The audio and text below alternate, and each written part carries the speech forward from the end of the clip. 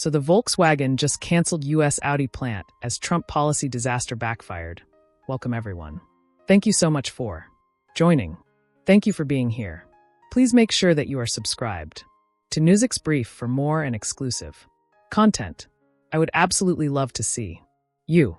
Volkswagen is scrapping plans for a US factory unless Trump's tariffs are reduced. Clearly, this is more than a corporate bargaining move. This is a snapshot of how global industrial strategy, trade politics, and the car industries' transition are actually colliding in real time, and how Trump's protectionism backfires for several years. You may recall this Audi has been weighing the idea of manufacturing in the United States. Back in 2023, the logic seemed very straightforward. Actually, Washington was offering subsidies for them to move production here. Demand for premium vehicles remained very strong, and building locally actually would shield the brand from currency swings and trade friction. So, at that point, the United States looked like a growth market where a new factory could pay for itself over time. It just looked like a great idea. Well, the calculus has now changed dramatically. According to Volkswagen CEO Oliver Blume, tariffs imposed by the Trump administration on European automakers have already cost the group $2.1 billion, with the €2.1 billion in just the first 9 months of 2025. These costs are direct hits to margins, to the profits, to cash flow, and to investment capacity, because otherwise they would have more funds to reinvest back in production. Well, now they actually have to pay tariffs, and so Blume's message was very clear. If tariffs remain unchanged, large additional investments like a new Audi plant in the United States simply cannot be funded. Now think about other manufacturers as well. They are silent. We don't really hear much about it, but we have seen the result of their hesitation and the challenges that they're facing. We have not seen a boom in manufacturing across the United States recently. No, we have not. In fact, US manufacturing is weakening. The United States is deindustrialized. Its financial sector has been the main driver. So pretending that we will industrialized by imposing tariffs on foreign companies is very clearly naive. At best, for the German automaker, tariffs are a major obstacle, and this puts Volkswagen in a bind. On the one hand, the US remains strategically important. It is a great market, potentially. But on the other hand, the business case for manufacturing in the United States has been undermined by policy decisions. This is all about policy decisions that add uncertainty and add additional costs. Remember, businesses cannot function in a constant state of uncertainty and volatility. Blume actually framed the issue in very, very clear terms, in my opinion. He stated that what the economy needs now is short-term cost relief and long-term reliability. Well, we don't have neither one of those two things. Without such predictable conditions, committing billions to a new factory becomes a gamble rather than a strategy. Businesses are not going to do it. And so the consequences are already visible. In Volkswagen's expectations for the American market, an earlier ambition to reach a 10% market share has been shelved. Instead, management is now talking about incremental progress. And what's incremental progress? This is just a way to say that they don't really expect this to be profitable. They don't expect a success. That shift in language does matter.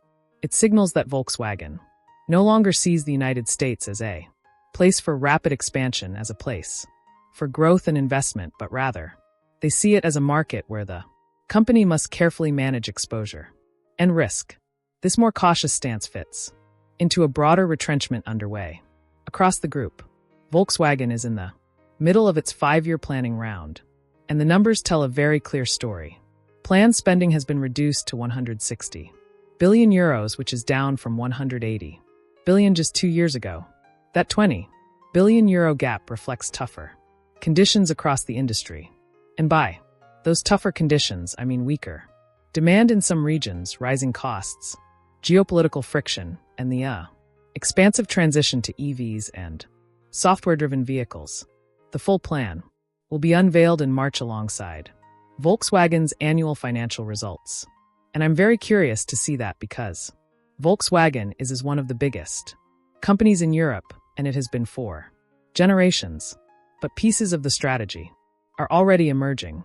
One of the most symbolic is the transformation of the transparent factory in Dresden.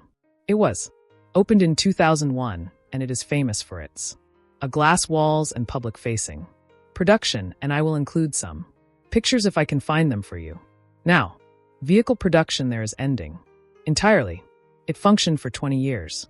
Now, Volkswagen is closing that factory. By the end of this year, the factory will no longer build cars, and that marks the first planned closure in Germany in Volkswagen's history in 8 decades, actually. So, from a strategic standpoint, the shift makes sense. But economically and politically, the move is very, very painful. On top of that, Volkswagen plans to reduce technical production capacity across Germany by more than 730,000 vehicles. Think about that, 730,000 vehicles per year by 2028. And also in addition to that reduced capacity, the company is cutting 35,000 jobs by 2030. Volkswagen brand CEO Thomas Schaefer described the decision to end production at Dresden as absolutely necessary from an economic perspective. And so that tells you a lot. It tells you that the company is cutting costs where it can. The necessity is, of course, underlined by the company's recent financial performance. In July of 2025, Volkswagen reported a 33% decline in operating income.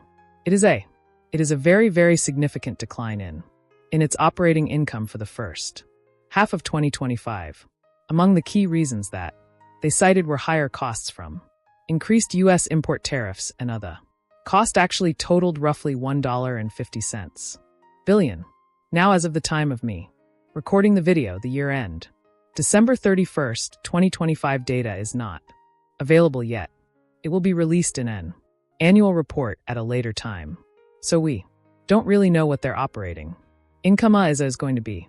Of course, they have been press releases, and so we may get a rough idea, but I am going to use official data that has been published by the company right now. So, this is where the United States tariff issues actually loop back into Volkswagen's global restructuring. Higher tariffs imposed by the Trump administration don't just affect cars that are sold in America. They ripple through investment plans, through employment decisions. Layoffs, of course, are part of that, and through long-term capacity planning in Europe and in the United States. Money spent absorbing tariff costs is money not spent on factories, on research and development, and on workforce stability. Adding another layer of complexity is Volkswagen's growing concern over semiconductors. The company has recently dipped into its chip reserve stockpiles. This was of course due to a power struggle that involved a supplier in Xperia. I have an entire video on this over in my channel, and that company is a Netherlands-based firm that is owned by China's Wingtak technology. Chips remain a strategic vulnerability for the entire auto industry at this time, and geopolitical tensions around technology supply chains are only increasing. Taking together these developments that I just walked you through paint a picture of an automaker under a lot of pressure from multiple directions, as you can tell, and Volkswagen is just one of many companies that face these challenges at the moment. Trade policy is raising costs, and the CEO of Volkswagen stated that very bluntly, industrial policy is actually pushing companies to localize production, but without guaranteeing favorable conditions. And so technological dependencies, especially in semiconductors, are also forcing companies to rethink, to readjust how and where they invest. And so the United States just doesn't appear to be one of those countries where European manufacturers are going to move into. It's not profitable, and they can't afford to lose more cash. For the United States, Volkswagen's warning should be read very carefully. In my opinion, tariffs that are designed to protect domestic industry are in fact discouraging foreign investment, even investment from companies that were already considering and quite committed to building plants on American soil. in the United States. An Audi factory would have meant jobs here in the United States. It would have improved local supply chains and long-term industrial presence. But instead, that investment is lost. Volkswagen has made its position very clear at this time. The risks outweigh the rewards, and without a doubt, many companies agree with that.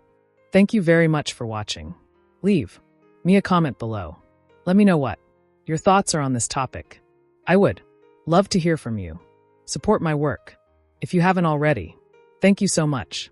I appreciate every single one of you. Like, subscribe, and share. And I look forward to seeing you here. Bye.